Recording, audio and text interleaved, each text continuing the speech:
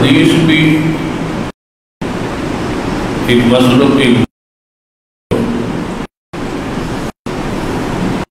جو اپنے بعض اوصاف وجہ سے مشہور ہے، معروف ہے۔ کچھ عقائد مسائل ایسے جو اہل الحدیث کو باقی گروہوں سے ممتاز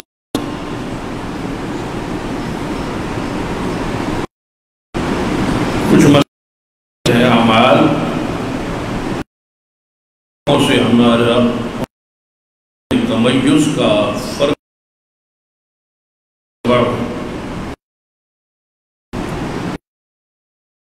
اعمال ہے جن کی وجہ سے زمانے میں شہرت رہی،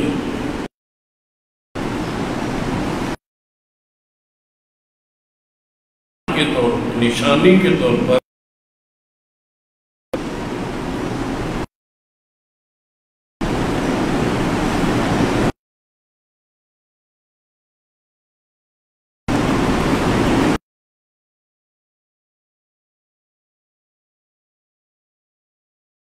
شہرت کا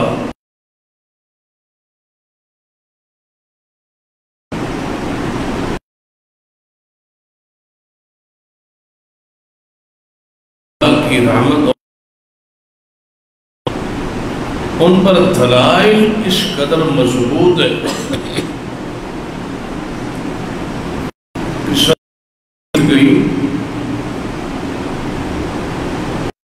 ایک مسئلے میں ہمارا وجہ جو ہمارا امتیازی مسئلہ ہے اس پر دلائل کی روشنی میں مغلوب نہیں کیا جا سکتا۔ صدیوں سے مسائل چل رہے لیکن دلائل کی قوت، دلائل کی پختگی، دلائل کی صراحت اور وضاحت اور دلائل سے حقیقی مراد وہی ہے اور آج تک جو کئی سو سال سے لے کر آج تک جاری ہے اور ساری ہے۔ محدثین بھی ان مسائل میں دلائل کی روشنی میں غالب رہے اور ہم بھی اس غلبے کا ایک حصہ اور ذریعہ۔ دلائل پختہ تھے، دلائل مضبوط تھے اور وہ کتاب و سنت کی عین مطابق تھے، اللہ اس کے رسول کی مراد کے مطابق۔ یہی وجہ ہے کہ وہ دلائل آج تک اپنی جگہ پر اور وہ مسئلہ اپنی جگہ پر قائم۔ آپ دیکھیں گے کہ کئی فرق ایسے، کیا گروہ ایسے جن کے پاس اپنے اعمال عقائد پر اللہ اس کے رسول دلیل سے وہ نہیں ہوتے۔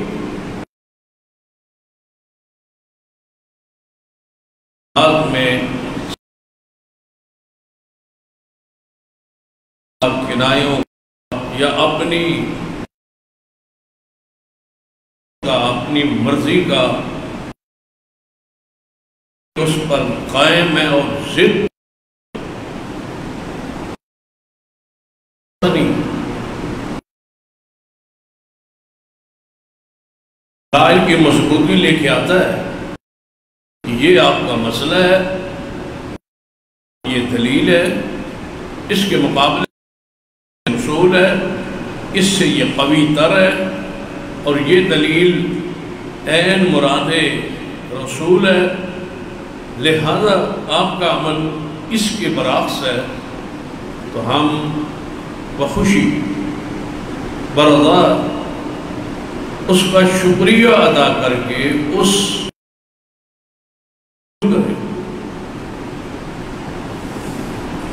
لیکن دوسرے گروہوں کے ہاں ایسا نہیں ہوتا. وہ صدیوں سے ایک بدعت پر اگر قائم ہے تو قائم ہے،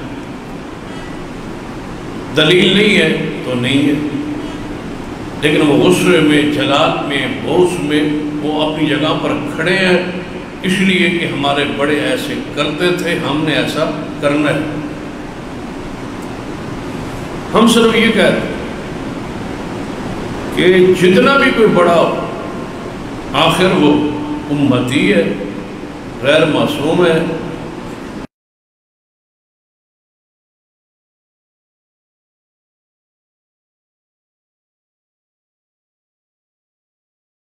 اصول آ جائے اس جو پہلے اور جو حدیث رسول آ گئی ہے وہ تمہاری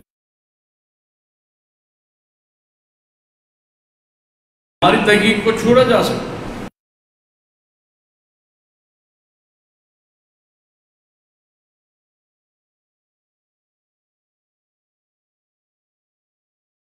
نہیں چھوڑا جا سکتا.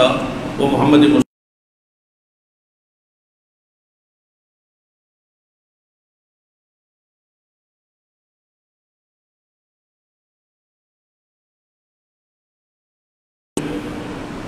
تو آپ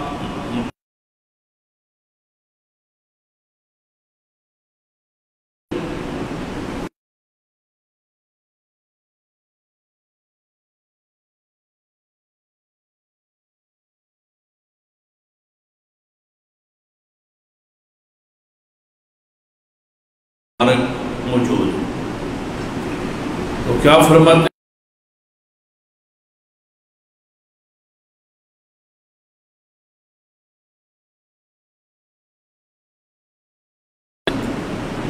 لیا بھی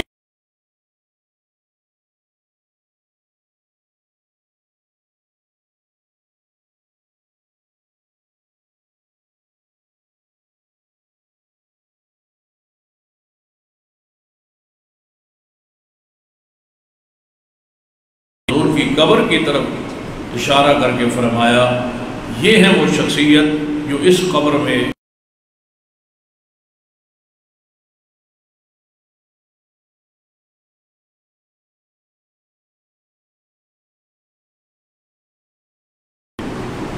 یہ ہے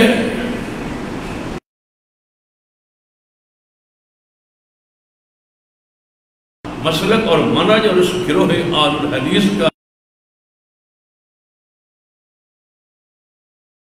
لے کر پیچھے کی طرف چلتے جائیں.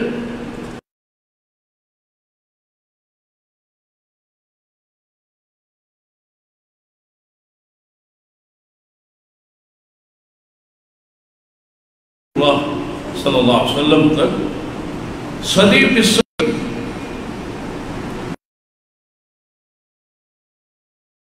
یاد کا تذکرہ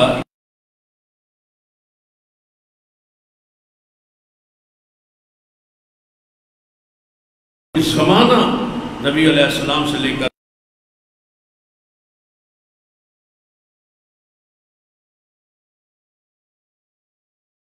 ایسے کئی صدیاں ہیں، ایسے کئی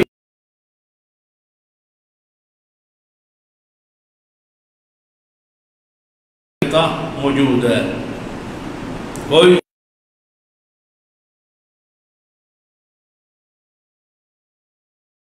پورے یقین کے ساتھ یہ کہہ سکے کہ ہمارے اور رسول اللہ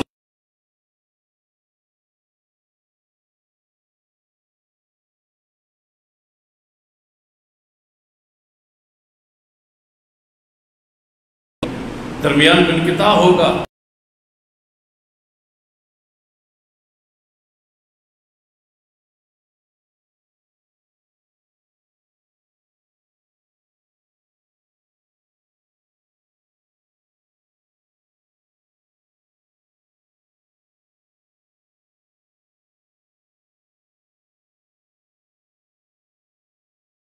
مسلک کے ساتھ ایک ایک صدی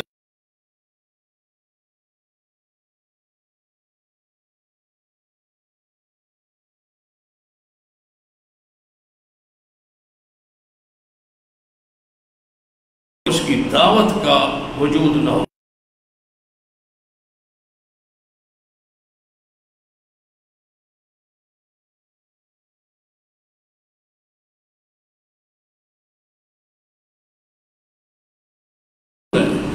ذرا اس کو آگے بڑھا،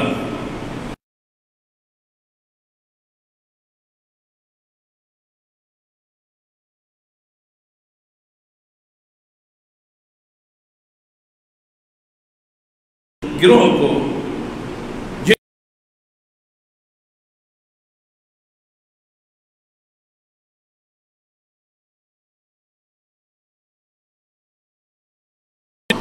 دلائل نہیں ہے، اور ہمارے پاس اس پر پہاڑ سے زیادہ وزنی اور مضبوط دلائل موجود ہیں جس کو آج تک توڑا نہیں جا سکتا۔ اس میں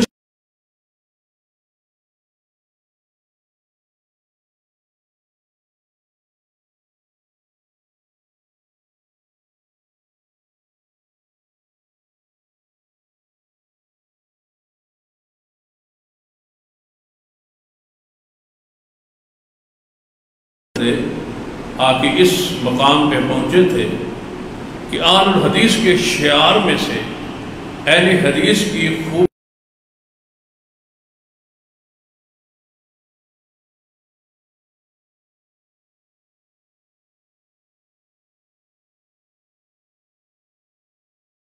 مشہور ہے، اس میں ہم معروف ہیں۔ یہ مسئلہ ہماری وجہ شہرت ہے۔ لوگ یہ کہتے ہیں کہ یہ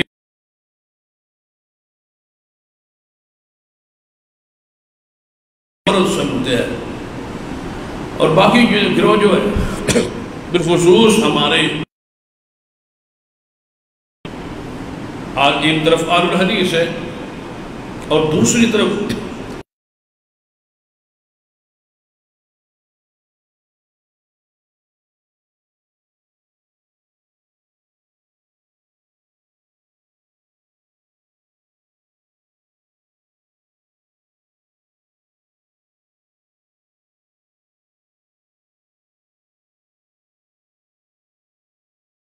گروہوں کا ہمارے ملکوں میں نہ ہونا اسی بات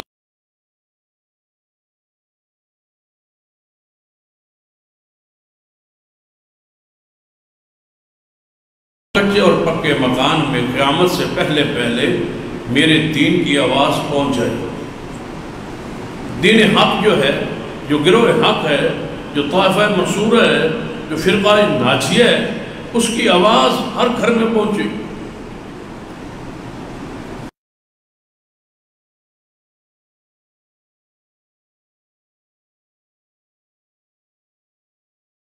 آج ہمارے برصغیر میں نہیں پہنچ پائی۔ اسی طرح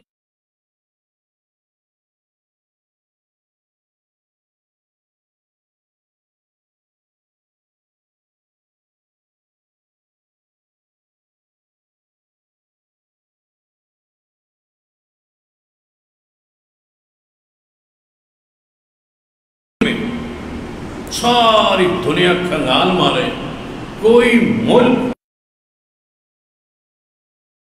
نہیں ہے جہاں اپنی دعوت کے ساتھ اس کو پھیلانے کے لیے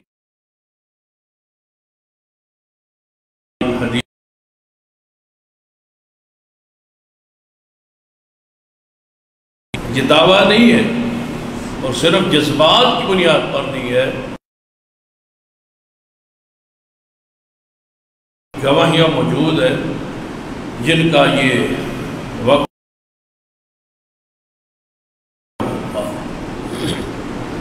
کہ جن مسائل کی وجہ جو آل الحدیث کے امتیازی مسائل جنہیں کہا جاتا ہے، چند بیان ہوتے ہوتے ہم کہاں پہنچے تھے؟ سورۃ الفاتحہ، اس کی ابتدا کہ ہمارے ہاں ہمارا یہ دعویٰ ہے، ہم اس عقیدے پر عمل پر قائم ہے کہ سورۃ الفاتحہ کا نماز میں پڑھنا مقتدی اور امام کے لیے سری اور جہری نمازوں میں الغرض کوئی نماز ہو، ہر نماز کی ہر رکعت میں اس کا پڑھنا فرض ہے۔ اگر یہ نہیں پڑھی جائے گی تو وہ نماز نہیں ہو، وہ رکعت نہیں ہو، وہ نماز نہیں ہو۔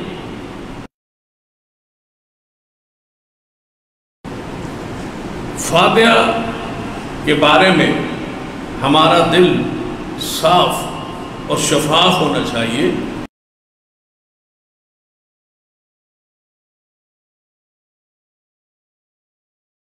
رکن ہے یہ نماز کا، یہی نماز ہے، اسے ہی نماز کہا گیا ہے جس کا آخر پہ ہم نے گزشتہ خطبے میں بیان کیا۔ ہمارے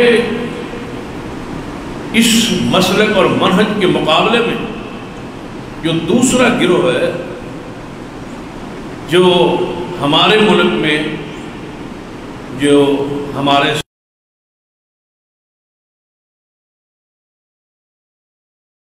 کا ذکر نہیں کرتے، اس لیے کہ یہاں موجود نہیں، ملک میں جب نہیں ہے تو ان کے عقائد پھر اعمال تو وہاں ہی بیان ہوں گے جہاں کوئی ان سے واسطہ ہو۔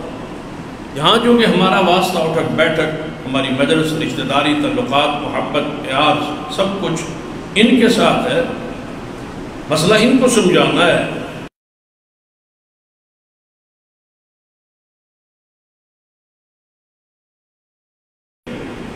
کہ نماز کی اندر قرآن کی جو قرات ہے پڑھی جاتی ہے امام کے پیچھے، اس میں قرات امام پر واجب ہے۔ قرات یہ ذہن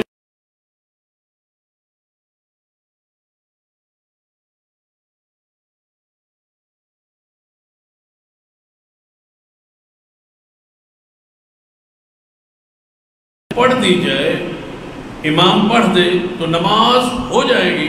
بہتر افضل یہ ہے کہ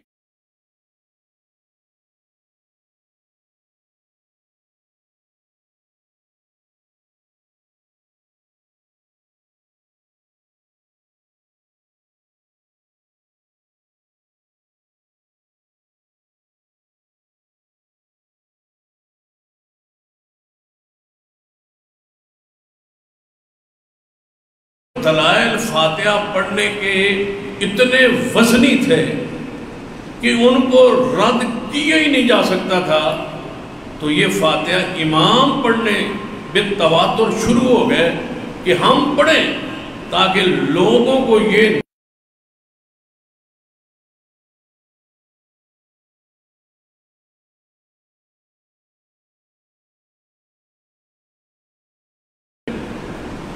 اور اس پر بھی کئی مثالیں موجود ہیں۔ امام ہو یا مقتدی ہو تو کئی مرتبہ اپنی فقہ پہ عمل کرتے ہوئے یہ کوئی صورت پڑھ کے نیچے چلے جاتے ہیں۔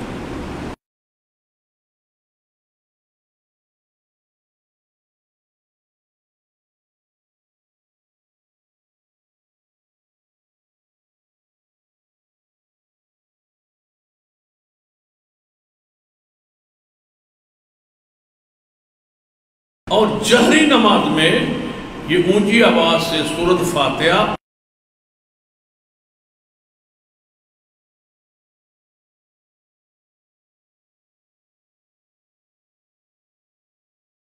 کیا جواب دیں گے کہ فاتحہ بغیر نماز نہیں ہوتی، تو ہم تعویل یہ کریں گے کہ یہ امام کے لیے ہے، مقتدی کے لیے نہیں ہے، کیونکہ نماز مقتدی، لہذا حضور نے تو ذکر فرمایا کہ جو بھی فاتحہ نہ پڑھے، امام کا ذکر نہیں کیا۔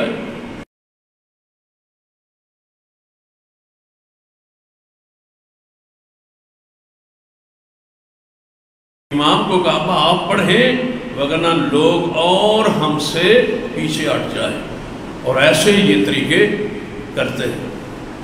اس پر بھی ایک لمبی فہرست ہے میرے ذہن میں اور علم میں۔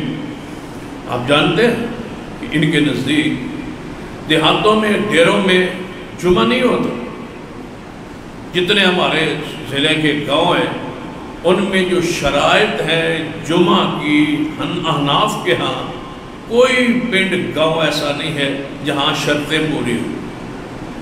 تو پھر یہ جمعہ کیوں پڑھتے ہیں کہ اگر ہم نے نہ پڑھا جمعہ نہ پڑھایا تو لوگ ہم سے متنفر ہو. لوگ اہل الحدیث کے نزدیک جمعہ پنڈ میں بھی ڈیرے پر بھی جہاں 2 بندے ہوں اور تیسرا خطیب ہو امام ہو 3 بندوں پر جمعہ ہو جاتا ہے. یہ پڑھیں گے تو ہمارے بندے ان کے خطبوں سے جمعوں سے اور ان کے پڑھنے سے، کیونکہ جو گاؤں پورے گاؤں میں جمعہ نہیں ہوتا تو لوگ پورا گاؤں تو پھر کسی جامع مسجد میں بڑے شہر میں نہیں جا سکتے، تو لوگ ان کے پیچھے جاتے جاتے یہ بدل جائیں گے. اس لیے جمعے وہاں پڑھو. یہ فتویٰ جاری ہوا باضابطہ کہ پنڈوں میں دیہاتوں میں جمعے پڑھو وگرنہ ہمارا مسلک ختم ہو جائے. پھر اسی طرح کئی اور مثالیں. کبھی آپ نے سنا ہے کہ احناف نے 12:30 بجے 12:15 بجے ظہر کی نماز پڑھی ہو؟ کبھی آپ نے سنا ہے؟ ہمارے ہاں تو نماز ہوتی 12:10-11 پر ظہر کا وقت شروع ہو جاتا.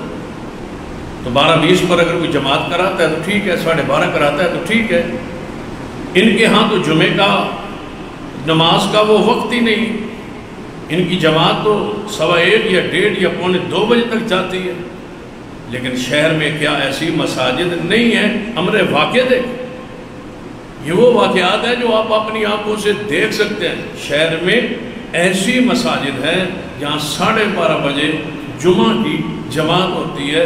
احناف کی مساجد میں صرف اس ضد اور غصے اور غضب میں کہ اگر لوگ یہ جمعہ جلدی پڑھاتے 1 بجے 1:15 بجے 1:30 بجے اکثر ہماری مساجد میں خطبے ہوتے، اگر یہ جمعہ جلدی پڑھائیں گے لوگ ادھر جا کے دکاندار بازار تاجر یہ لوگ جائیں گے اور جمعے پڑھیں گے اور متاثر ہوں گے اور اہل الحدیث ہو جائیں گے. لہذا جہاں مسجد اہل الحدیث کی موجود ہے وہاں اگر بازار اور کاروبار کا مرکز ہے تو اپنا جمعہ ان سے پہلے پڑھا کے اپنی بھیڑوں کو قابو رکھیں. اور یہ قابو رکھتے ہیں. اس پر میں مساجد کے نام بھی بتا سکتا ہوں، لیکن آپ تھوڑا سا اس پہ غور کریں. یہ ان کی تعویلیں ہوتی ہے. مسئلہ کیا ہے، عقیدہ کیا ہے کہ فاتحہ نماز میں ضروری نہیں، قرآن کہیں سے پڑھ لیا جائے، لیکن جہری نمازوں میں یہ اونچی امام فاتحہ تب پڑھتا ہے تاکہ ان دلائل کا رد کیا جا سکے، ان حدیث کو ان کے سامنے رد کیا جا سکے کہ یہ امام کے لیے ہیں اور ہمارا امام پڑھ رہا ہے اور مقتدی کے لیے نہیں. جبکہ عقیدہ ہے کہ فاتحہ مطلقاً ضروری نہیں. ہمارا یہ عقیدہ ہے کہ فاتحہ ضروری ہے، قرأت فاتحہ ضروری ہے. اس کے آگے جو قرأت ہے آمین کے بعد وہ امام پر ہے، مقتدی پر نہیں ہے. اگر مقتدی پیچھے ہے، لازمی ہے مقتدی وہ جو ابتدا کر رہا ہے، تو امام آگے ہے تو امام آگے قرأت کرے گا، مقتدی سنے. کیونکہ وہاں تو ممکن ہی نہیں ہے کہ ہر بندہ حافظ ہو، جو امام پڑھے وہ یہ پڑھے، اس لیے یہاں فرضیت ختم ہو. لیکن سری نمازوں میں جہاں دل میں آپ پڑھتے وہاں فاتحہ اور آگے قرأت، فاتحہ فرض ہے، آگے قرأت جو کرنا چاہیں وہ جائز ہے، مسنون ہے، لیکن سری بھی جہری بھی. یہ ہمارا موقف. اس پر ہمارے پاس وہ مشہور حدیث جو صحیح البخاری کی جو گزشتہ جمعے بیان کہ فاتحہ بغیر نماز نہیں ہو. اس سے آگے ایک اور حدیث جو جامع ترمذی میں اور سنن ابی داؤد میں حدیث ہے. نبی اکرم علیہ السلام نے نماز فجر پڑھائی اور فجر کی نماز جاری ہوئی. حضور نے فجر کی نماز پڑھائی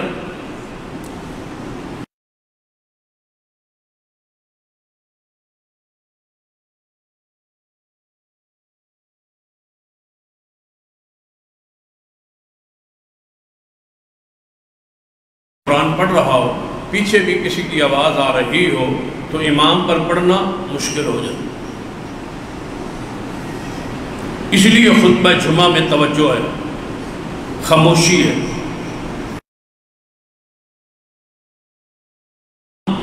خطاب کر رہا ہوگا، خطبہ دے رہا ہوگا، اگر کوئی بندہ رکعات و سکنات کرے گا، اٹھے گا، بیٹھے گا، آئے گا، جائے گا، بولے گا، جائے گا، اشارے کرے گا، تو خطبے میں توجہ ہٹے اور اس پر وہ بوجھ ہوگا اس کے دماغ کو۔ اس لیے حرام، اشارہ منع۔ دوسرے کو یہ کہنا جو بول رہا ہے کہ تو چپ کر جا، یہ بھی منع ہے۔ بالکل توجہ کے ساتھ یہ خطبہ ہے، یہ ہمارا خطبہ ہے، تقریر نہیں، یہ خطبہ ہے۔ تقریر اس کو ہم معروف معنی میں کہہ دیتے، اصل میں یہ خطبہ ہے۔ اسی طرح فرض ہے جس طرح نماز فرض، دینا بھی اور سننا بھی۔ خطبے کے بغیر جمعہ نہیں ہوتا، لہذا خطبہ جمعے کا نماز کا حصہ ہے، اس کے لیے خاموشی کا آپ کو حکم ہے۔ تو ذرا سنیں آپ، نبی علیہ السلام نے نماز فجر پڑھائی اور آپ نے قرأت اونچی آواز سے کی، اور بعض روایات میں ہے کہ آپ نے سورہ سبح اسم ربک الاعلی یہ سورت پڑھی، نماز تھی فجر کی۔ پیچھے صحابہ کرام نے بھی یہ شروع کر۔ اب صحابہ کرام کی تھوڑی سی اونچی آوازیں حضور پر تک جب پہنچی تو آپ پر قرأت کا کرنا بھاری ہوا، وزنی ہوا، آپ کی توجہ میں آپ کو دقت محسوس ہوئی۔ آپ نے جب نماز کا سلام پھیرا تو آپ نے سوال کیا کہ مجھے محسوس ہوتا ہے، میں دیکھتا ہوں کہ تم اپنے امام کے پیچھے پڑھتے ہو۔ یہ سوال ہے کس کا؟ رسول اللہ صلی اللہ علیہ وسلم۔ اب ذرا آپ اس حدیث پہ غور کریں، اس کی وضاحت اور صراحت پر غور کریں، اس کے اپنے معنی میں یا اس کا مفہوم کو جاننے میں کتنا علم درکار ہے، اس پہ توجہ کریں۔ کیا عامی بندہ اس حدیث کے اس معنی کو نہیں پہچان سکتا؟ حضور کا سوال ہے۔ اب آپ نے یہ بات سمجھ لی کہ وہ نماز کون سی تھی؟ فجر کی۔ سورت کون سی تھی؟ سبح اسم ربک الاعلی۔ حضور آگے پڑھ رہے تھے، صحابہ کرام پیچھے پڑھ رہے ہیں۔ نماز مکمل ہو، حضور کا سوال سن، آپ نے فرمایا مجھے ایسے لگتا ہے، ایسے محسوس ہوتا ہے کہ آپ اپنے امام کے پیچھے کوئی چیز پڑھتے، قرأت کرتے ہو تو تقرؤون کے الفاظ ہیں، پڑھتے ہو تو، قرأت کرتے ہو تو۔ صحابہ کرام نے جواب دیا جی ہاں یا رسول اللہ، ہم پڑھتے ہیں، آپ آگے پڑھتے ہیں، ہم آپ کے پیچھے پڑھتے ہیں۔ اس میں کسی کی آواز بلند بھی ہو جاتی تو وہ آپ تک آواز پہنچ گئی ہے، ہم تو پڑھتے ہیں۔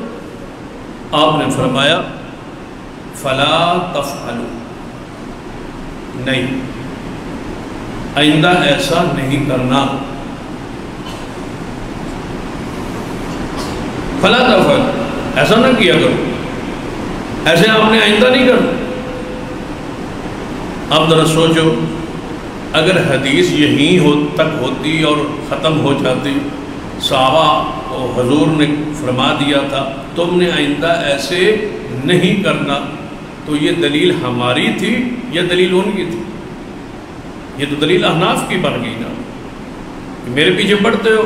جی ہاں پڑھتے، فرمایا نہ پڑھو، تو یہی تو ان کا موقف ہے۔ ہمارا موقف تو ہے کہ فاتحہ پڑھو، پھر وہ جو ہمارا موقف ہے وہ ہم نے کہاں سے لیا؟ یہ حدیث تو ہمارے خلاف جا رہی۔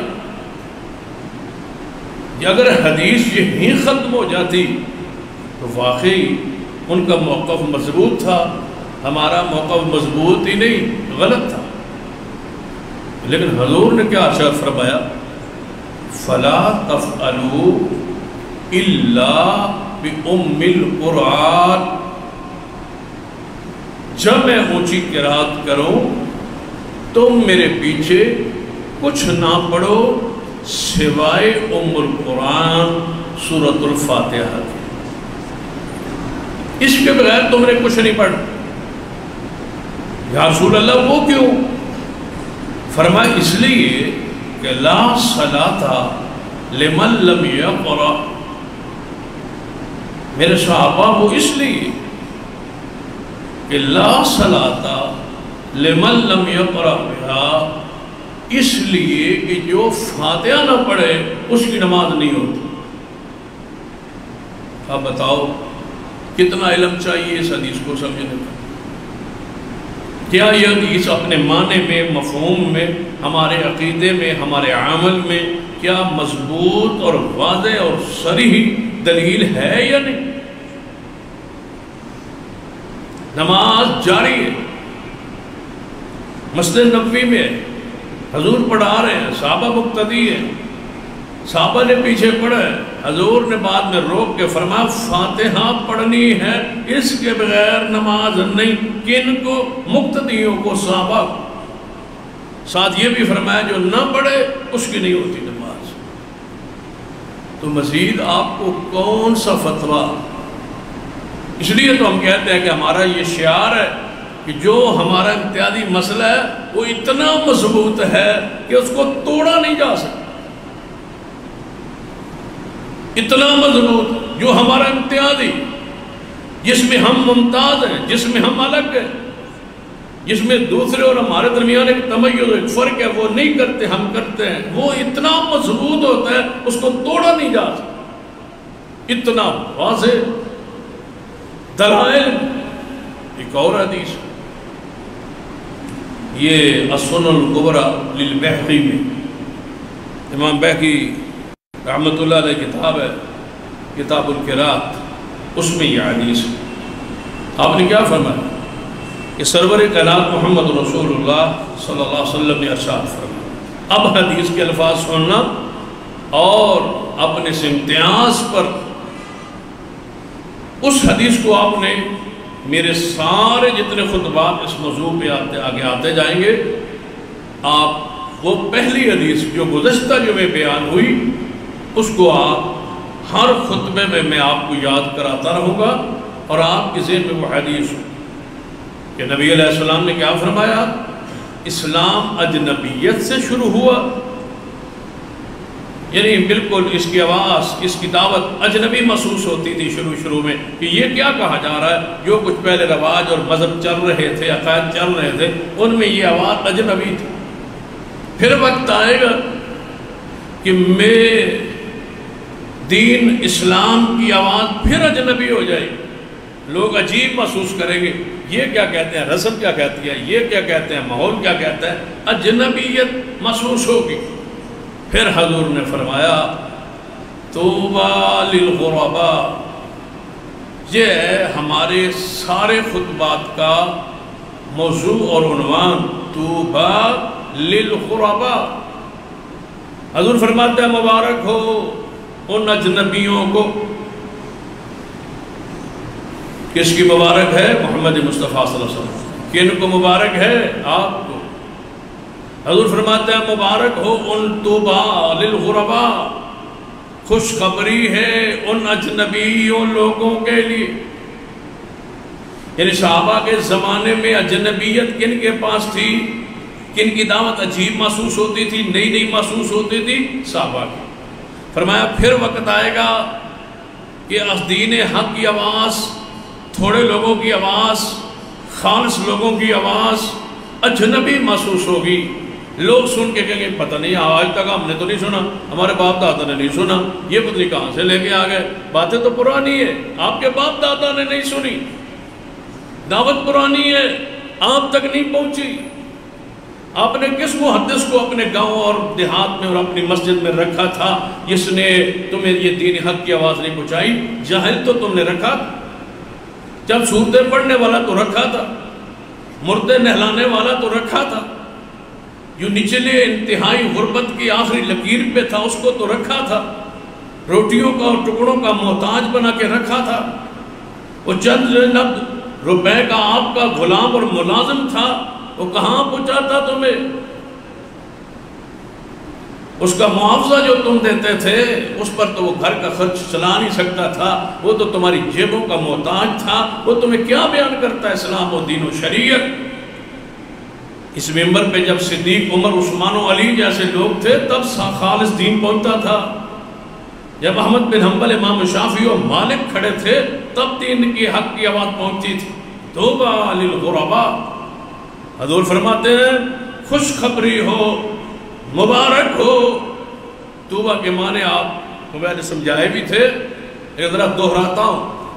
توبہ للغرباء، حضور فرماتے ہیں وہ لوگ جو آخر زمانے میں آئیں گے ان کی آواز، ان کی دعوت اجنبی محسوس ہوگی، انہیں میں محمد مصطفیٰ صلی اللہ علیہ وسلم کی طرف سے مبارک ہو، خوشخبری ہو۔ اور کوئی ہم یہ دین حق کے دائی عام لوگ نہیں۔ اس کے ساتھ ایک اور حدیث ذرا ملاتے ہیں تاکہ ایمان میں تازگی ہو اور روحانیت محسوس ہو، حضور سے محبت میں اضافہ ہو اور حضور کی شفاعت نصیب ہو۔ نبی علیہ السلام کیا فرماتے ہیں؟ ایک دن حضور بیٹھے اپنے خیال میں بیٹھے بیٹھے آنکھوں سے آنسو گرائے۔ صحابہ کرام نے پوچھا، جب بندہ کسی لمبے اور گہرے خیال میں ہونا تو لوگ پوچھتے ہیں یار کدھر پہنچ گیا ہے، کیا کر رہا ہے، کیا سوچ رہا ہے؟ حضور کا تو خیال ہی خیال مبارک تھا، حضور اپنے خیال میں بیٹھے۔ صحابہ کرام نے محسوس کیا کہ حضور کسی خاص خیال میں۔ صحابی کہتا ہے یا رسول اللہ صلی اللہ علیہ وسلم، آپ اپنے خیال میں اور پھر آپ رونے لگے، آنکھوں میں آنسو آ گئے، کیا یاد آیا، کیا بات ہوئی، کوئی وحی آئی؟ آپ نے فرمایا میرے صحابہ مجھے اپنے بھائی یاد آ گئے، مجھے اپنے بھائی یاد آ گئے۔ صحابہ کرام حیران ہو گئے، حضور کن کو فرما رہے ہیں؟ وہ کون خوش نصیب ہے جن کو حضور یہ فرما رہے ہیں؟ کوئی افسر ہو، کوئی وزیر مشیر ہو، وہ کسی بندے کے سامنے کسی بارے میں یہ تو میرا بھائی، تو وہ فخر کرتا ہے، اس کو لوگ آگے بتلاتے ہیں بھائی تو آپ کے تو بڑے تعلقات ہیں، وہ آپ کو اپنا بھائی کہہ رہا۔ حضور فرماتے ہیں مجھے اپنے بھائی یاد ہے۔ صحابہ نے پوچھا یا رسول اللہ صلی اللہ علیہ وسلم آپ کے بھائی کون ہیں؟ وہ کون ہے جو آپ کو یاد آئے اور آپ کی آنکھوں میں آنسو آ گئے؟ تو آپ کے بھائی کون ہیں؟ صحابہ کرام نے تو یہی سوچا کہ پہلے نبی جو ہیں الانبیاء اخوہ، ہر نبی دوسرے نبی کا بھائی ہوتا ہے، انبیاء آپس میں بھائی ہوتے ہیں، تو حضور کو انبیاء یاد آئے ہو۔ فرمایا یا رسول اللہ صلی اللہ علیہ وسلم آپ کو پہلے وہ انبیاء یاد آئے؟ فرمایا نہیں، ان کی یاد نہیں آئی۔ یا رسول اللہ صلی اللہ علیہ وسلم پھر آپ کو صحابہ کرام یاد آئے ہوں گے نا، ہم ہی یاد ہیں نا، ہم آپ کے زمانے میں ہیں، ہم نے آپ کو پایا ہے، آپ کو دیکھا ہے، آپ کی زیارت دیدار کیا ہے، اور ہم آپ کے لیے غلام ہیں اور ہم آپ کے خادم ہیں، پھر آپ ہمیں یاد کر رہے ہیں؟ فرمایا نہیں میرے صحابہ، تم کو بھی نہیں یاد کر رہا، تم نہیں یاد ہے، تم میرے سامنے ہو، تم میرے سامنے بیٹھے ہو، تم نے میری زیارت کی ہے، میرا دیدار کیا ہے، میری آنکھ میرے انگلی کے اشارے سے چاند دو ٹکڑے ہوتے دیکھا ہے، کڑوے کنویں میٹھے ہوتے دیکھے ہیں، تھوڑے تھوڑے آٹے میں زیادہ ہونا دیکھا ہے، اور سالن تھوڑا سا اس میں میرے لعاب سے برکات آپ نے دیکھی ہیں، بڑے بڑے معجزات آپ نے میرے ہاتھ سے دیکھے ہیں۔ آپ تو میرے صحابی ہیں، آپ تو میرے ساتھی ہیں، بھائی کوئی اور ہے؟ یا رسول اللہ بھائی وہ کون ہے؟ فرمایا جو میرے جانے کے بعد آئیں گے، میرے جانے کے بعد قیامت تک آئیں گے اور میرے خالص دین کو بیان کریں گے، مجھے دیکھے بغیر مجھ سے محبت کریں گے، مجھے دیکھے بغیر میری ایک ایک سنت پہ مر مٹیں گے، قیامت والے دن وہ محمد کے بھائی کی حیثیت سے اٹھے، تمہیں مبارک ہو، خوشخبری ہے یہ حضور کی طرف سے۔ ہم نے سمجھا کہ ہم کوئی عام گروہ ہے، جس طرح باقی فرقے ہیں اس طرح کہ ہم فرقے ہیں، نہیں، ہمارا تو کوئی بنا بنائی کتاب بھی نہیں ہے، کوئی بنے بنایا فرقہ بھی نہیں ہے۔ کون ہے ہمارا امام؟ محمد مصطفیٰ صلی اللہ علیہ وسلم۔ کون ہے ہماری پہچان؟ آل الحدیث، حدیث والے، حضور والے۔ حدیث کا کیا معنی ہے؟ رسول اللہ کے فرمان والے۔ آل الحدیث یہ ساتھ نسبت، حدیث والے، حضور والے، رسول اللہ والے۔ نہ نام فرقہ وارانہ، فرقہ وارانہ وہ نام یہ ہوتا ہے کہ میں لاہوری ہوں، میں پشاوری ہوں، میں جناب فلاں بستی سے، فلاں بزرگ سے، فلاں ٹوپی سے، فلاں گدی سے میں منسلک ہوں، ہمارا یہ گروہ ہے، ہمارا یہ فرقہ ہے، ہمارا ایک امام ہے، ہمارا ایک سلسلہ ہے۔ یہ فرقے ہے، وہ فرقہ نہیں ہے جو اپنے آپ کو صرف جوڑتا ہے تو محمد مصطفیٰ صلی اللہ علیہ وسلم۔ ہم حضور والے، وہی امام ہے ہمارے شریعت میں، وہی امام ہے ہمارے طریقت میں، وہی ہے ہمارے امام سلسلے میں، وہی ہے ہمارے امام مسائل میں، وہی ہے ہمارے امام عقائد میں، وہی ہے ہمارے امام دنیا میں، اور وہی ہے ہمارے امام قبر میں، اور وہی ہے ہمارے امام حشر میں، وہی ہے ہمارے امام جنت میں۔ کون؟ محمد مصطفیٰ صلی اللہ علیہ وسلم۔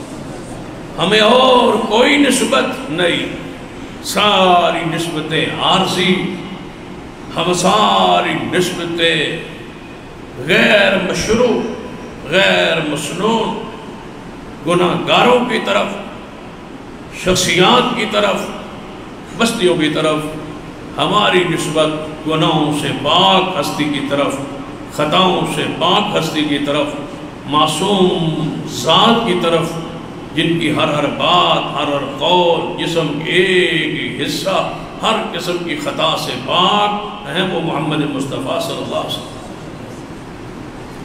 وہ حدیث آپ نے یاد رکھنی ہے کہ یہ خطبات ہو سکتا ہے 2-3 ماہ چلتے رہے، بات کو کلوز نہ کیا جا سکے، تو آپ نے یہ بات اپنے ذہن میں رکھنی ہے۔ ہر جمعے میں اس حدیث کو اپنے ذہن میں رکھنا ہے۔ کون سی؟ کہ تمہیں کس نے بھائی کہا ہے؟ محمد مصطفیٰ صلی اللہ علیہ وسلم۔ اور دوسری وہ حدیث جس کو میں پڑھ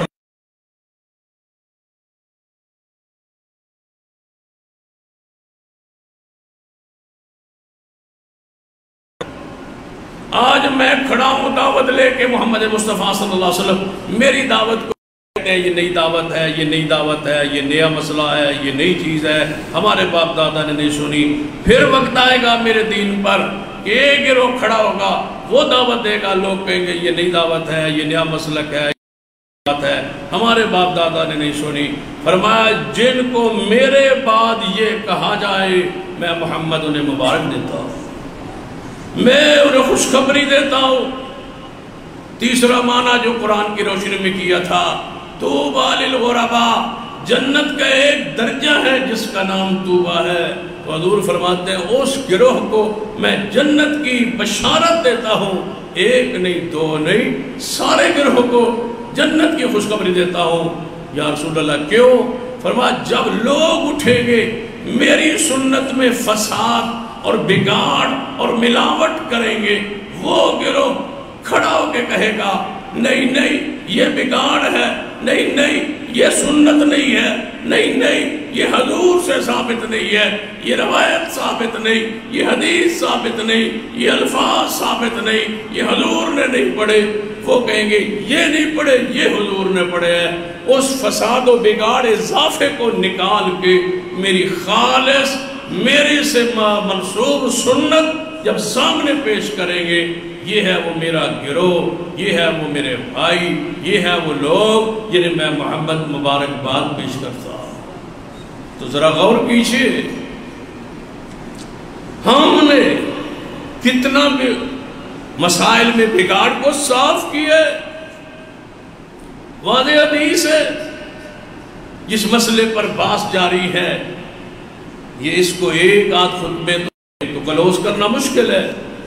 فاتحہ کا مسئلہ تو تمہاری نماز کا مسئلہ ہے، سورۃ الفاتحہ کا مسئلہ تو تمہاری نجات کا مسئلہ ہے، سورۃ فاتحہ پر تمہارا ایمان اور نماز کی حیثیت اور وزن قائم ہے۔ قیامت والے دن تمہاری نماز کا تم سے پہلے حساب ہونا ہے۔ نماز نہ ہوئی تو کرو گے کیا؟ نماز کا وزن نہ ہوا جاؤ گے کیا؟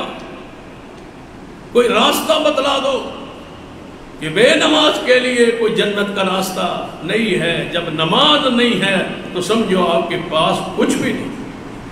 نماز تو نجات کے لیے نور ہے اور روشنی ہے، اور یہی راہ ہے اور یہی راستہ ہے۔ فکر کرو اپنی نماز۔ اور میں کل یہ بات یا پرسوں سوچ رہا کہ آج کل تو زمانہ ہے برانڈ بڑے بڑے چیزوں کے بن رہے، زمانہ ہی اس طرح چل رہا ہے۔ ایک کمپنی ہے، ایک برانڈ ہے، اور اس کی شاخیں پورے دنیا میں ہیں، تو دور سے نظر آ جاتا ہے، دکان کے نقشے سے، رنگ سے، نام سے نظر آ جاتا ہے کہ یہ برانڈ، یہ دکان یہ ہے، کیونکہ ہو بہو ایسی ہے جیسے سرگودا میں ہے، ہو بہو ایسی ہے جیسے لاہور میں ہے، بالکل ان کا رنگ یہ ہوتا ہے، ڈیزائن یہ ہوتا ہے، ڈیزائن یہ ہوتا ہے۔ کوئی اسلام کا بھی ہے؟ کوئی ہے آپ کا برانڈ جس کے ساتھ آپ ملتے جلتے ہیں؟ مجھے بتاؤ آپ کی نماز کس سے ملتی ہے؟ جی میری نماز ایسے، جیسے مولانا احمد رضا خان صاحب بریلوی مسلک کے جو بانی ہے، جیسے انہوں نے پڑھی، میری نماز ایسے ہے۔ مجھے بتاؤ ان کو برانڈ کا یہ درجہ کس نے دیا ہے؟ تم کو کس نے کہا ایسے نماز پڑھو جیسے حضرت احمد رضا خان صاحب پڑھتے رہے؟ جی میری نماز تو ایسے ہے جیسے امام ابو حنیفہ رحمۃ اللہ علیہ پڑھی۔ مجھے بتاؤ ان کو اس کا درجہ کس نے دیا کہ ان کی نماز ہر بندہ ایسے پڑھے جیسے انہوں نے پڑھی؟ سن لو، ایک ہستی ہے، سلو کما رأیتمونی اصلی۔ حضور فرماتے ہیں، صحیح البخاری کی حدیث ہے، قیامت تک آپ نے نماز ایسے پڑھنی ہے جیسے میں محمد مصطفیٰ نے پڑھی۔ درجہ تو ان کو ہے، شان تو ان کو ہے، مقام تو ان کا ہے، نام تو ان کا ہے۔ یہاں تو کتابیں مل رہی ہیں، جعفری نماز، حنفی نماز، کتابیں، حنفی نماز، استغفر اللہ، حنفی نماز، حنفی روزہ، حنفی زکوٰۃ۔ تو بہتر نہیں ہے کہ ایک چھوٹا سا پمفلٹ لکھ دو جس کو بولے دو حنفی کلمہ؟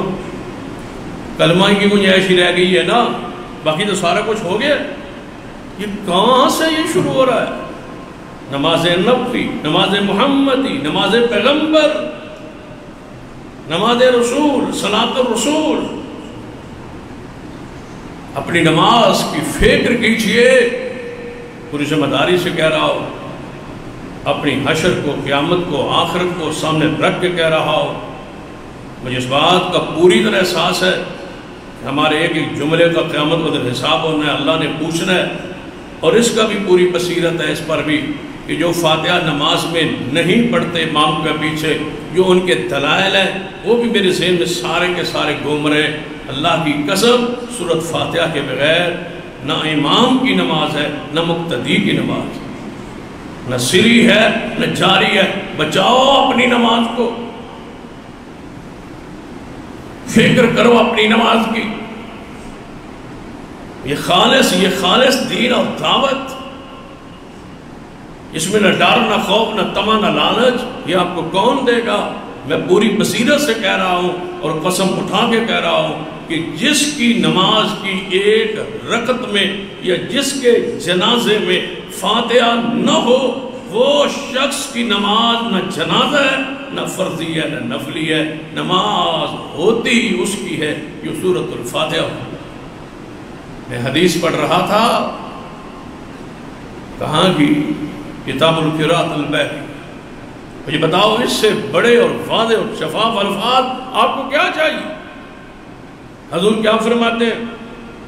رسول اللہ علیہ وسلم کے الفاظ سنو، لا صلاۃ، حضور کی بات ہی یہاں سے شروع ہوتی ہے جب فاتحہ کا ذکر آتا ہے، لا صلاۃ۔ مجھے بتاؤ کون سی چیز رہ گئی ہے؟ صلاۃ نکرہ کے طور پر یہاں استعمال ہوا ہے، کوئی نماز اس سے خارج نہیں، کوئی نماز اس سے باہر نہیں، جس کو صلاۃ کہا جاتا ہے، نماز کہا جاتا ہے، وہ اس میں داخل ہے۔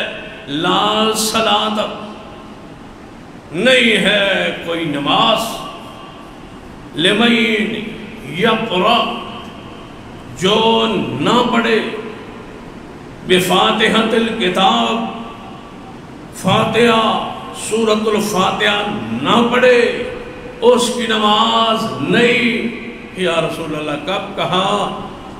خلف الامام، خلف الامام، خلف الامام، جو امام کے پیچھے فاتحہ نہ پڑھے اس کی نماز نہیں نہیں نہیں، حضور نے ارشاد۔ اس کے علاوہ مجھے بتاؤ اور اس سے واضح حدیث کیا ہو سکتی ہے؟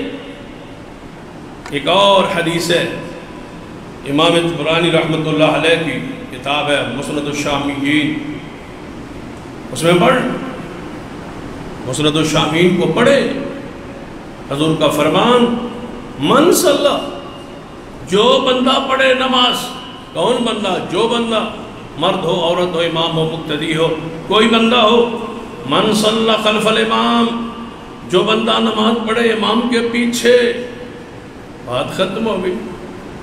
جی فاتحہ تو ہے لیکن اکیلے امام کے لیے ہے، مقتدی کے لیے نہیں ہے۔ مقتدی کا لفظ حدیث سے دکھاؤ، مجھے بتاؤ خلف الامام امام ہوتا ہے یا مقتدی ہوتا ہے؟ خلف الامام کسے کہتے؟ خلف پیچھے یہی ہے نا، من صلی خلف الامام، جو بندہ نماز پڑھے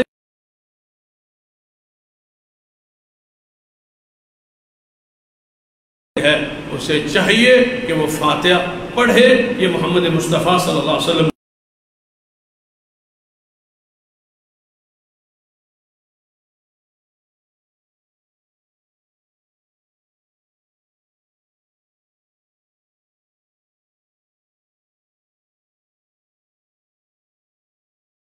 بھائی یہ حدیث کرتے ہیں نا، قرآن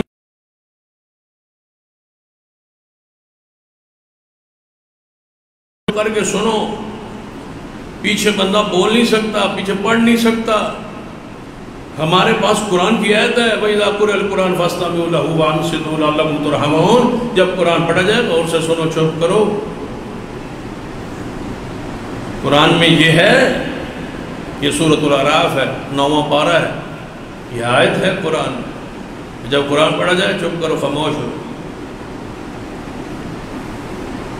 لیکن 29ویں پارے میں بھی آیت ہے، فَقْرَأُوا مَا تَيَسَّرَ مِنَ الْقُرْآنِ، جب نماز پڑھو تو قرآن سے کچھ پڑھو، حکم ہے۔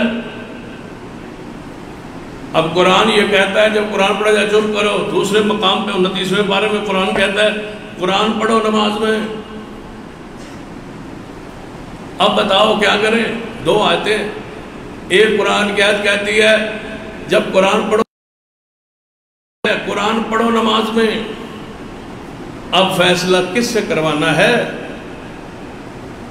کس سے کرانا ہے کہ دونوں آیتوں کا معنی کیا ہے؟ ایک معنی تو یہ ہے کہ میں دونوں آیتوں کو سمجھا دوں، ایک معنی یہ ہے کہ کوئی بڑا عالم سمجھا دے، ایک معنی یہ ہے، ایک طریقہ یہ ہے کہ کوئی بڑا محدث مفکر سمجھا دے، اور ایک طریقہ یہ ہے کہ دونوں آیتوں کا معنی محمد مصطفیٰ آپ سمجھا دیں۔ تو حضور پر یہ دونوں آیتیں نازل ہوئیں، حضور سے نے ہی صحابہ کو کہا کہ تم میرے پیچھے پڑھتے ہو؟ جی یا رسول اللہ، فرمایا فاتحہ پڑھنی ہے، اس کے علاوہ نہیں پڑھنی۔ اب وضاحت جب محمد مصطفیٰ نے کر دی کہ ان دو آیتوں سے مراد یہ ہے، ایک میں چپ رہنے کا، دوسرے میں پڑھنے کا، تو میں یہ کہتا ہوں کہ باقی چپ رہنا ہے، فاتحہ پڑھنی ہے۔ قرآن کی آیت کا وہ معنی ہوگا جو محمد مصطفیٰ کرے، جو آپ سمجھائیں۔ اور یہ کب کیا ہے تو نازل ہوئی؟ وَإِذَا قُرِئَ الْقُرْآنُ، چھاؤ پڑھو تو صحیح، قرآن پڑھ تو لیا کرو، پہلی آیت پڑھتے ہو دوسری آیت اس سے اگلی آیت کیوں نہیں سمجھاتے؟ یہ تو ایسے ایک بندہ پڑھے لا تقربوا الصلاۃ، نماز کے قریب نہ جاؤ، نماز کے قریب نہ جاؤ اور نہ پڑھے۔ اب قرآن کہتا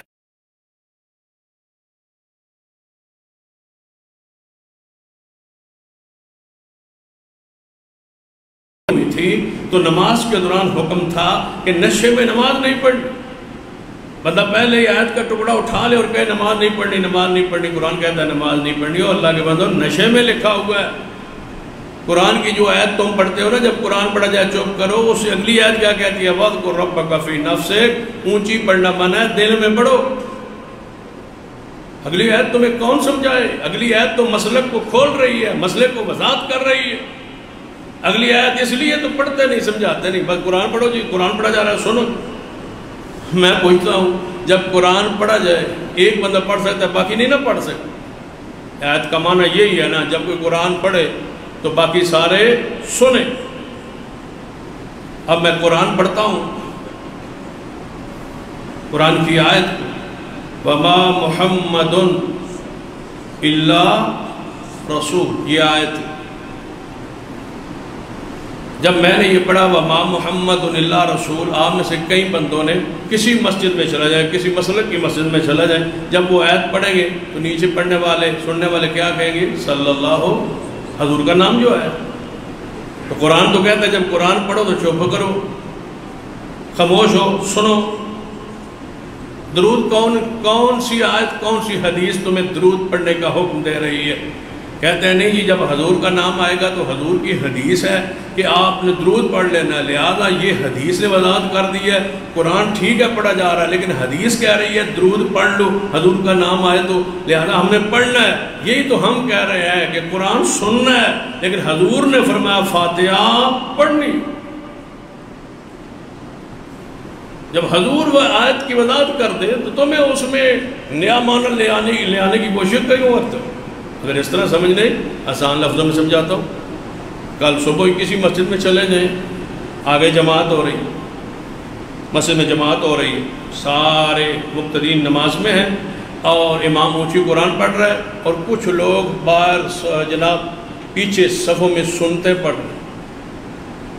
ہمارا مسلک تو یہ ہے نا کہ جب جماعت کھڑی ہو جائے پھر کوئی نماز نہیں ہوتی، جب اقامت فجر ہو جائے اس وقت جو پیچھے پڑھ رہا ہے سنتے وہ توڑے گا، وہیں چھوڑ دے گا، سلام پھیر دے، ختم کر دے گا، آگے فرض پڑھے گا، اس کے بعد کھڑے ہو کے تو سنتے پڑھ۔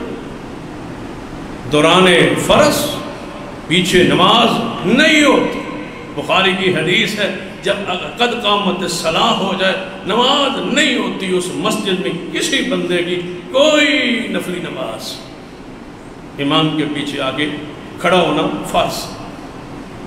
یہ پیچھے سنتے پڑھ رہے ہیں، کہتے ہیں جی سنتے پڑھ رہے ہیں، قرآن تو آگے پڑھا جا رہا ہے، پیچھے تم اپنے فاتحہ پڑھ رہے ہو، اپنی سنتے پڑھ رہے ہو۔ کہتے ہیں جی وہ پڑھی جا سکتی ہے، کیوں جی پڑھی جا سکتی؟ ہم نے کہا وہ پڑھی جا سکتی ہے جب قرآن پڑھا جا رہا ہو آگے، تو فاتحہ کیوں نہیں پڑھی جا سکتی؟ اگر اس طرح سمجھ نہیں آئی تو پچھلے جمعے اشارہ ہوا کہ جب امام آگے فاتحہ پڑھ رہا ہو پیچھے آنے والا شامل ہو کے سبحانک اللہم ٹکڑوں ٹکڑوں میں پڑھ لے، کیوں؟ آگے قرآن پڑھا جا رہا ہے لیکن جناب ثنا پڑھنا ضروری۔ اچھا جب ایک پڑھ رہا ہو باقی نہیں پڑھ سکتے، باقی سنیں گے، تھوڑی سی عوامی بات ہو جائے، ایک پڑھ رہا ہے قرآن باقی نہیں پڑھ، باقی سارے سنیں گے، تو پھر ایک مسجد ہے اس میں 30-25 طلباء پڑھ رہے ہیں، سارے ہی پڑھ رہے ہیں، ایک کمرے میں سارے پڑھ رہے ہیں، تو پھر ایک پڑھے اور باقی سنے کا معنی یہ ہے کہ 30 کی کلاس ہے تو 30 کمرے ہوں، ہر کمرے میں کوئی بندہ الگ الگ پڑھے، کیونکہ جب ایک پڑھ رہا ہو باقی تو پڑھ ہی نہیں سکتے۔ نہیں یہ شاگرد ہیں، طلباء ہیں، یہ سارے پڑھ سکتے ہیں، اکٹھے پڑھ سکتے ہیں، تو جب امام پڑھ رہا ہے پیچھے شاگرد مقتدی کھڑے ہیں وہ دل میں پڑھے تو اعتراض کیا ہے؟ اچھا اگر اس طرح سمجھ نہیں ہوئی ایک اور بات سمجھاتا ہوں، توجہ میری طرف رہے۔ اسی پر بات ختم کر، اسے آگے آئندہ خطبے میں شروع کریں انشاءاللہ۔ یہ مسئلہ پوری تفصیل سے سمجھا کے چھوڑوں گا، چاہے 1 مہینہ لگ جائے، تاکہ دوبارہ بار بار سمجھنا کی جو ہے نا وہ ضرورت نہ پڑے۔ مجھے بتائیں کہ نماز جاری ہے، نماز جاری ہے، امام قرات شروع کر چکا ہے، نماز مغرب ہے، عشاء ہے، فجر ہے، جمعہ ہے، عید ہے، پیچھے سے آپ آئے، دوڑتے ہوئے آئے، اگرچہ دوڑ کے آنا منع ہے، خاموشی سے سکون سے آنا نماز کے لیے ضروری ہے، دوڑنا منع ہے۔ ہم دوڑ کے شامل ہوتے ہیں، یہ منع ہے۔ سکون سے وقار سے آئے، جو رہ جائے بعد میں پوری کر لے، دوڑنا نہیں ہے۔ جس طرح تھندار کے سامنے شامل داخل ہونے واسطے اندر کمرے پہلے جا کے ساتھ تھوڑا جا رکائی دے ہو نا، میں پوری طرح ٹھیک ہو جاؤں، سانس کھلا ہوا نہ ہو، تو اللہ کے سامنے کچھ حیا کرے، پوری طرح سانس نہ چڑھاؤ، رک جائے، آرام سے آئے اور امام کے ساتھ نماز میں شامل ہو۔ اب امام پڑھ رہا ہے الحمدللہ رب العالمین الرحمن الرحیم، قرات امام شروع ہے، آپ پہلی صف میں آ کے شامل ہوئے۔ آپ نے نماز میں کیسے شامل ہونا ہے؟ کسی مسلک کا کوئی مسلمان ہے وہ کیا کہے گا؟ اللہ اکبر۔ ہم تو صرف کہتے ہیں اللہ اکبر، اور جو کہتے ہیں کہ نہیں فاتحہ قرآن پڑھا جا رہا ہو تو پیچھے نہیں کچھ بولنا چاہیے، نہیں پڑھنا چاہیے، وہ تو ایک لمبی چوڑی نیت بھی کرتے ہیں اردو میں، خاص نیت کرتا ہوں اس نماز کی، نماز پڑھتا ہوں واسطے اللہ تعالیٰ کے، آگے تو قرآن پڑھا جا رہا ہے، تو پیچھے کیا کہہ رہا ہے؟ خاص نیت کرتا ہوں قرآن پڑھو تو خاموش رہو، جب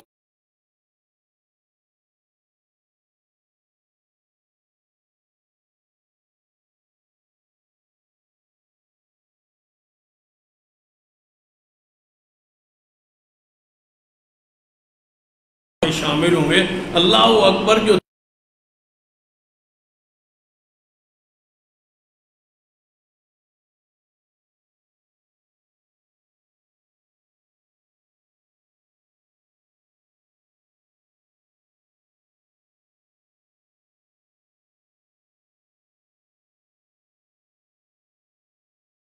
نفس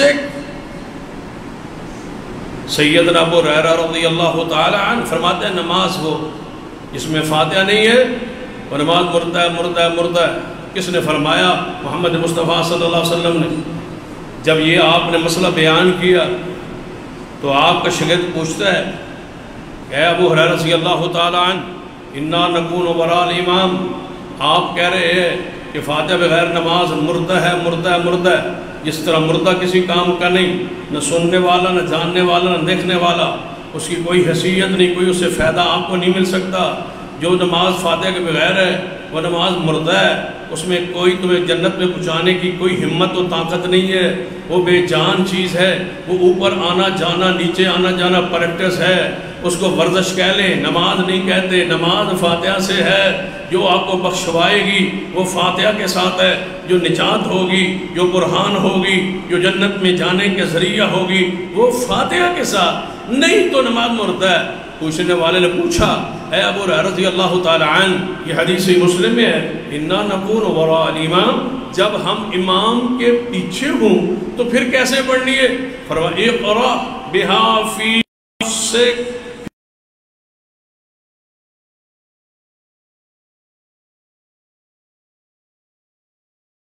نماز یہ جو فاتحہ ہے نا، یہ اللہ نے اور اپنے بندے کے درمیان آدھو آدھ تقسیم کا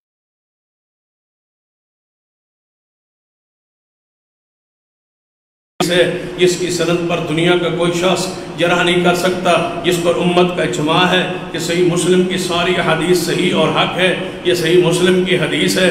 اس حدیث سے روحانیت، اس حدیث سے ذرا لطف اٹھائیے، اس حدیث سے آپ کا ایمان تازہ ہو جانا چاہیے۔ سیدنا ابو ہریرہ کیا فرماتے ہیں کہ جو شخص سورۃ الفاتحہ پڑھتا ہے نا، اللہ تبارک و تعالیٰ اس کے ساتھ کلام کرتا ہے، وہ اللہ تعالیٰ سے جناب سرگوشی کرتا ہے، وہ اللہ تعالیٰ سے باتیں کر رہا ہے، وہ اللہ سے ہم کلام ہو جاتا ہے، اللہ تبارک و تعالیٰ اس کے ایک ایک جملے کا جواب دیتا ہے۔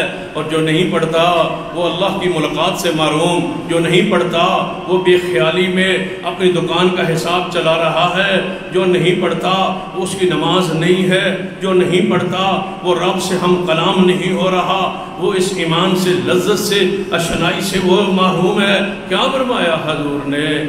حضرت ابو ہریرہ فرماتے ہیں رسول اللہ صلی اللہ علیہ وسلم نے فرمایا تھا کہ جب بندہ یہ کہتا ہے الحمدللہ رب العالمین، اللہ آسمان پہ کہتا ہے حمدنی عبدی، فرشتوں دیکھ لو میرا بندہ میری تعریف کر رہا ہے۔ جب بندہ کہتا ہے الرحمن الرحیم، اللہ فرماتے ہیں دیکھو فرشتوں اثنا علی عبدی، میرا بندہ میری ثنا بیان کر رہا ہے۔ جب بندہ کہتا ہے مالک یوم الدین، اللہ آسمان سے کہتا ہے میرے فرشتوں مجدنی عبدی، میرا بندہ تو میری بزرگی بیان کر رہا ہے۔ پھر آگے کہتا ہے ایاک نعبد و ایاک نستعین، اے اللہ ہم تیری عبادت کرتے۔ اب اللہ تعالیٰ کہتا ہے میرے فرشتوں بندے نے میری تعریف، میری حمد بیان کر دی، اب جو میرے لیے لائق تھا وہ اس نے کہہ دیا، اب آگے یہ مانگے نہ مانگے، کیا مانگتا ہے میں دوں گا۔ اہدنا الصراط المستقیم، اللہ مجھے صراط مستقیم دے، یہودیوں کے راہ سے بچا، عیسائیوں کے راہ سے بچا، گمراہوں کے راہ سے بچا، اہل شرک کے راستوں سے بچا۔ تو اللہ کہتا ہے جو تو نے مانگا میں نے تجھے عطا کر دیا۔ اوپر مور لگی آمین، پوری مسجد گونج اٹھی، اللہ جو کچھ ہم نے مانگا، جو کچھ امام نے ہمارے لیے مانگا، جو کچھ ہم نے مانگا اس پر مور ہے، قبول کر، قبول فرما، قبول فرما۔ اللہ فرماتا ہے جاؤ نمازیوں، میں نے تمہارا جو تم نے مانگا وہ میں نے عطا کر دیا۔ وگرنہ ہر بندہ اس خیر سے محروم ہے۔ دعا کریں اللہ ہمیں اس تمیز میں، اس امتیازی مسئلے میں، اس عقیدے میں ہمیں اپنی نمازوں کی حفاظت کی توفیق عطا فرمائے۔ اقول قولی ھذا واستغفر اللہ لی ولکم ولسائر المسلمین وآخر دعوانا الحمدللہ۔